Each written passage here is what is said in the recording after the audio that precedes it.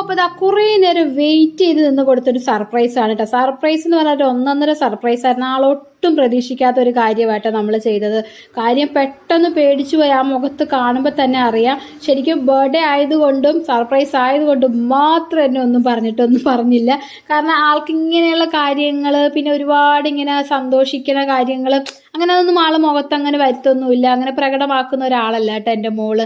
അപ്പോൾ അത് അവളുടെ 18ാമത്തെ ബർത്ത്ഡേ ആയിരുന്നു. അപ്പോൾ അതിന് വേണ്ടിയിട്ട് കൊടുത്ത സർപ്രൈസ് ആയിരുന്നു.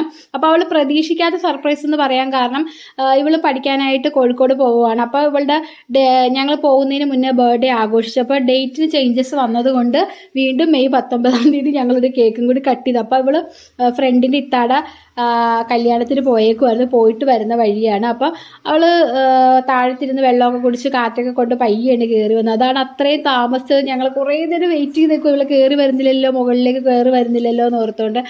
അങ്ങനെ